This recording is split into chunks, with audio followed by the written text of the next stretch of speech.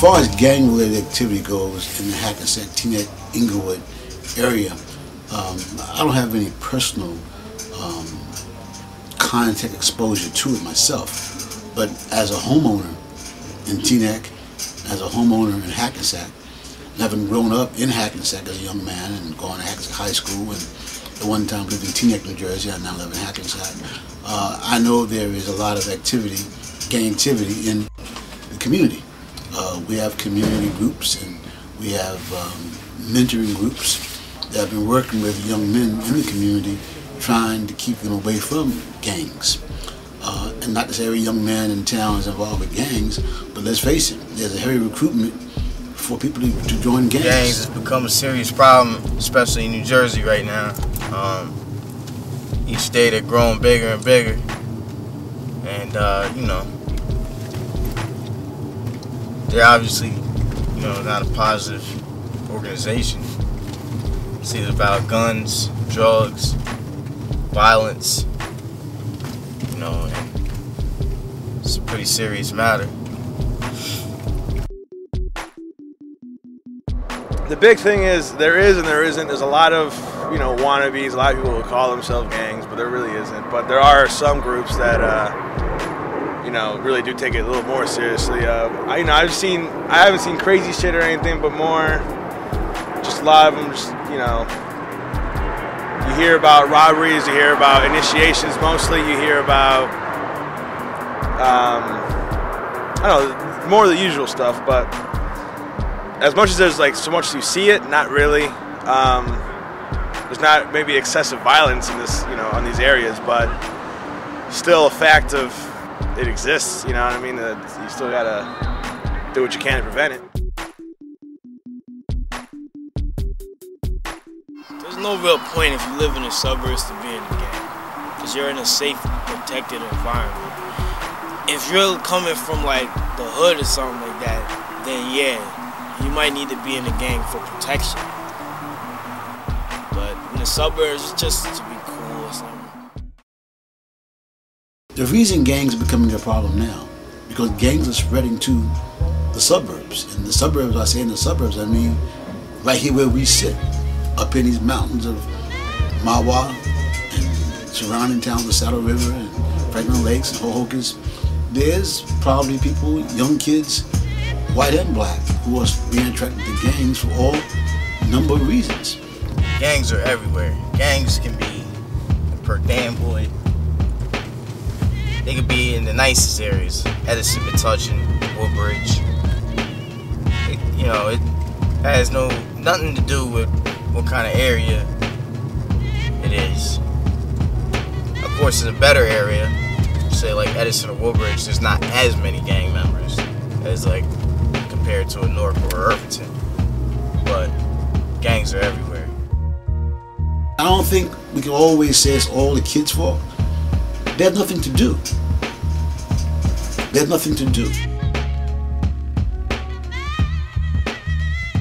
For me, I go to extra help, and sometimes I do sports like fencing, soccer, swimming, and extracurricular activities and clubs. Right now I'm in sophomore cabinet. Basically just listen to music and stuff. Depends on who you are, if you're social, if you want to be included in groups or you want to do something in life. Like you can join a group, but me, I like to listen to music, type up stories and stuff, just computer stuff.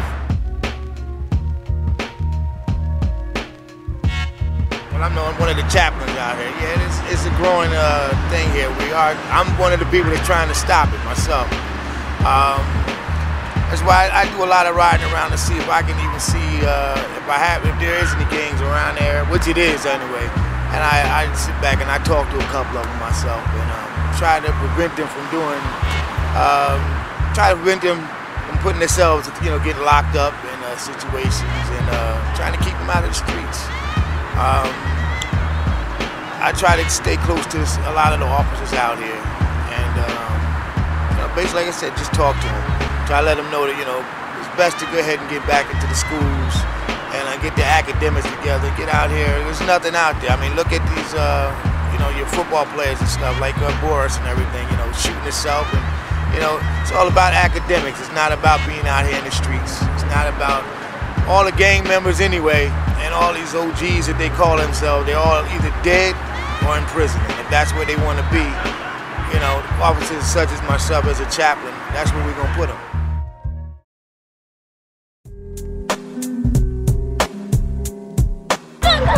In Teaneck, not really, but in Inglewood, Hackensack, yeah. You can basically say, yeah, they go against each other. Yeah, because no, Teaneck is not liked by a lot of towns, so basically, it's like conflicts between Inglewood and Hackensack against because they don't Teaneck. like each other and stuff like that. Yeah. I think there's wannabe gangs, but really, they're not really gangs. They call themselves a name of a group, but it's not really a gang. Well, you know, when you underestimate wannabes, that's a mistake. First of all, if you have a local group local crew that's really good, it'll be adopted into a major gang. So while you have some local groups, they're also not only dangerous, they also grow into, because if they're making money and they're doing good things in terms of what gangs want, they'll be adopted into one of the major gangs.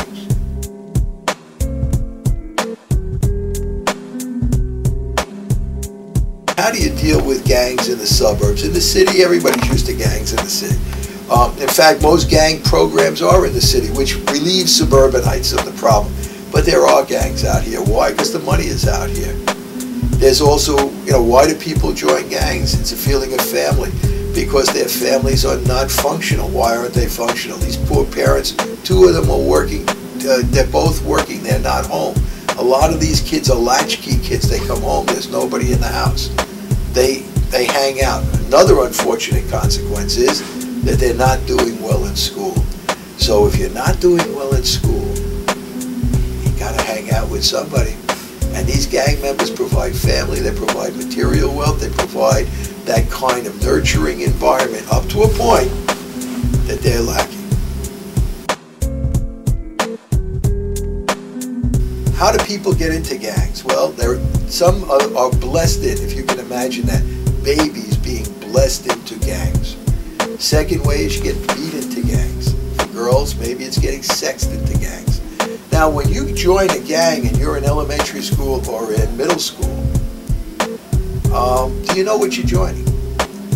And by the way, can you get out? And the answer is no. We had a conversation with a gang member from Newark, and we were on television. And the moderator asked, well, how do you get out of a gang? And he started to laugh. He said, no matter what anybody tells you, nobody gets out of a gang.